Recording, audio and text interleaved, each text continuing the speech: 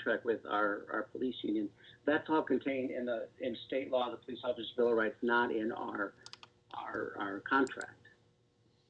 That's right. That is covered by state law. So the council does not, the confidentiality provisions are all covered by state law. So the council would not have the ability to either adopt ordinances or contracts to change those confidentiality provisions. Okay, so I just want to make clear that, there's a lot of people that are asking, us to make statements this way or that way, and, call for this type of action or other type of action. And, we're not doing it because we're being idle or we're being incompetent or we're being ignorant of the public's outcry. We're doing it because this is what the state law guarantees for these officers, whether you agree with it or not. That's up to talk to your state representatives about.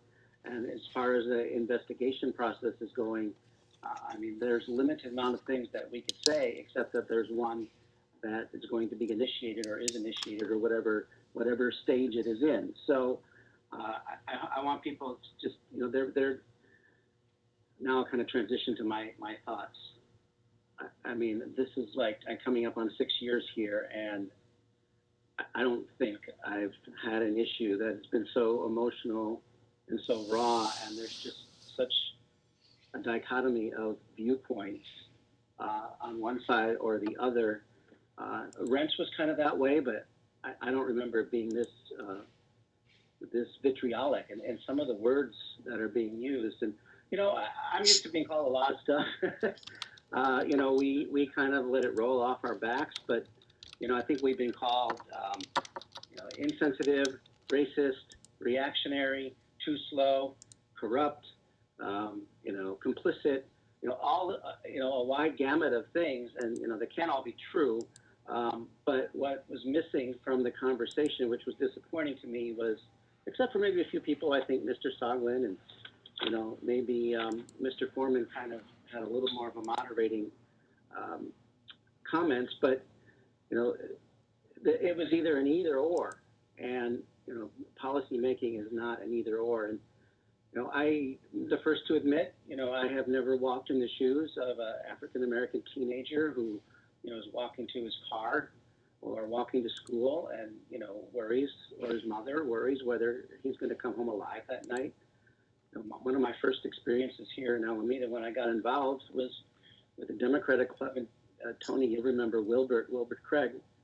He was one of the officers, and he was an FBI agent, lived on the West End. And I drove him home one day, and he just talked to me about how he would get routinely stopped from the police walking from his car parked on the street into his apartment building. And this is an FBI agent.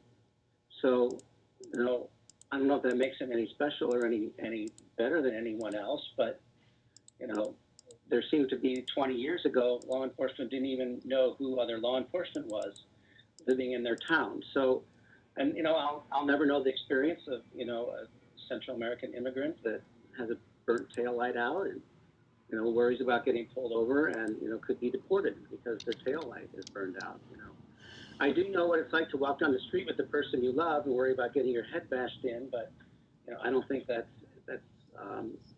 anywhere near what some of our young African American youth experience. But there is somebody who I think that has known those experiences and the experiences of being an elected official, and she's actually one of my new heroes since she was elected mayor of Chicago, and that's Lori Lightfoot. Woman of color, progressive, LGBT community member. And, she basically said last week, and I know the mayor quoted somebody, so I'm going to now quote somebody. She says, defund the police is a nice hashtag, but it ignores how reform works and it hurts diversity of the force. And, I'm not going to make policy by hashtag. I'm just not going to do that. And, whether it's, defund the police or abolish the police or, cut 50% or, any of this stuff, it's just not the best way to make policy. It sounds good when you write about it, but, it's not going to work. And then, Mayor Lightfoot went on and she talks about how if you literally defund the police, it puts the newer recruits the city needs at risk because they lack seniority. So what you have is the most young, most diverse, the most well-trained officers. No offense to those in our force who have been here many years, but I think you'll agree if you look at the hiring that we have done a good job, or at least a better job than we have in the past of adding diversity. And with that diversity comes better training. And then you lose that if you just say a percent cut or whatever. But she did say, and this is what I completely agree with, the status quo has failed. So, that's not an indictment. That's not to say that every single police officer in the country is a racist. That's not to say that every police officer in Alameda is a racist. I have not met one, but I know other people in town have had experiences. Like I said, I can't live with. I can't understand or walk in their shoes. But I think we have to be cognizant of that. And then, Mayor Lightfoot also talked about,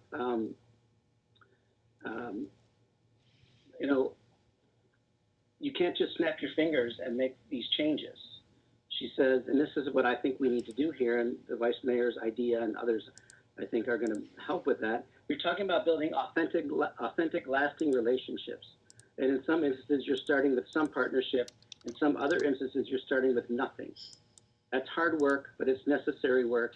And we've got to take that time that is necessary to build those relationships. So to me, what that means is everyone that spoke today and everyone else and this council, we have to put in the time and the hard work to kind of build partnerships. And you start, in my opinion, doing that with having a little empathy and trying to understand, what it's like to be in the other person's shoes. That's why Keisha invited me to sit in on dispatch and, to see that people are calling the police because their kids aren't doing their chores. And I think there's numbers on that. And to hear, that it's, there's an animal problem or eggshells. And, it's just, we've asked a lot of our police departments. So the onus on changing it has to be on us.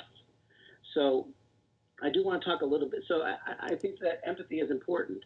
And, people may look at us council members and say, oh, they're elected officials. They're really not people. They're like names on a wall, or they're pictures on a wall. They're people that sit on the dais. But you know what?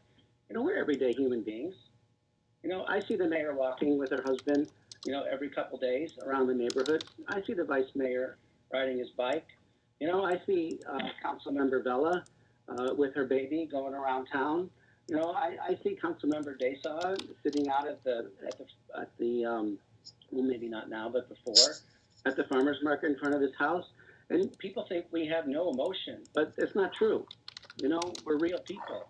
And the same goes for, just because somebody puts on a blue uniform and wears a badge, that doesn't make them a robot. That doesn't make them a totally unfeeling human being. We have, officers that are very diverse. When I was with Keisha, she showed me the list of the names. There's names on there that, are not your basic white American names. So, and, they have families. Some of them are interracial families. And I think we have to put ourselves in those shoes before we start hating on them. Are there bad cops in the country? Yes. Are there racist cops in the country? Yes. But, does that mean we have to paint a broad brush on every single police officer that works in the city of Alameda? I don't think so. And does that mean we have to paint a broad brush on every single council member that, works hard every day to make sure we keep Alameda a great place to live? I don't think so. But, on the flip side, our officers, I think, need to do a better job of empathizing with what it means to be a young African-American child. What it means to see when you've been traumatized by police. Rashid talked about his 7-year-old experience. If that had happened 2 or 3 times and that individual child, whether it's Rashid or someone else, sees a police officer in their school every day in full uniform, that's trauma and that's terror to them. And we have to understand that and we have to empathize with that. And, that's why I think it's important that when we think about community policing and we think about cops in schools, that we think about, that person's frame of reference. So cross empathy, I think, is super important. And there has to be, in my opinion, a willingness to change. So, if you're responding to a call with a Blue Lives Matter mask, and it's a hate crime where somebody put ALM on African American person's car, that to me does not indicate that there's a willingness to change culture. Some of the emails I got today from employees of the city that were criticizing the council. Don't get me wrong, I could take any criticism, but what it showed me was there's a culture that's resistant. And I know not everyone is that way, because I've talked to a few police officers. I met with many of them last Thursday when I spent the morning there, and they want to be part of the solution. They don't want to be painted with the broad brush. They want to be at the table. They want to be proud of their department. They want to be proud of their city, and they want to be proud to wear the badge, and they want their city to be proud of them. So I just want to, two last things before I get off my soapbox. It's just ironic that there's some people that want to talk about race and how ugly it is, and it is, but then they use the word Karen calls. And, a lot of women don't like that. It's misogynistic. So I think we need to be careful about the words we choose. And if you want to say fragile white person, be my guest, go ahead. But you need to understand that, Karen is offensive to a lot of women, and I think we need to worry about that. Last thing, systemic, this is why I brought this up, because there's a lot of systemic race issues in this country, in this city. Look at our schools. When my kids were at Bay Farm, we'd raised $64,000 for the PTA, but yet Peyton would, barely scratch 10% of that. And nobody on the Bay Farm side wanted to share their PTA money with those people in Peyton. And I'm not on the school board, I'm on the PTA, but something seems wrong there. We have new schools on one side of town, and we had crumbling schools years ago on the other side of town. We have constant battles over taking care of homeless and ballot initiatives to fight helping out homeless. And the battle cry that we hear is, well, we don't want homeless people from Oakland coming into Alameda. Well, sorry, stopped with a dog whistle. We all know what that means, okay? So this is an ingrained city thing that these attitudes need to change. We have zoning issues. And we're going to have this discussion next week, so I'm not going to talk too much about it. But we have something in our charter, whether it had a racial intent or not, it sure as hell has a racial impact. And, those are things like statutes of Robert E. Lee that need to start coming down. We had restrictive covenants. I bought a house with my spouse here in Alameda. We couldn't have done that in Fernside 50 years ago because he's Asian. Mr. Shen is here. He couldn't have bought a house here in Alameda 50 years ago in Fernside. There's still people that think that way.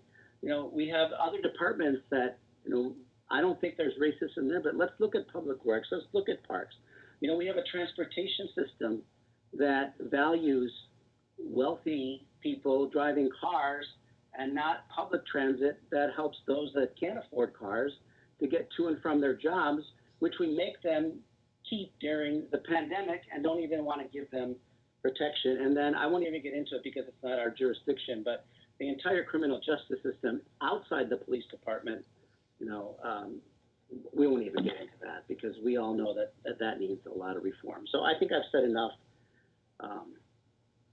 Yeah, thanks.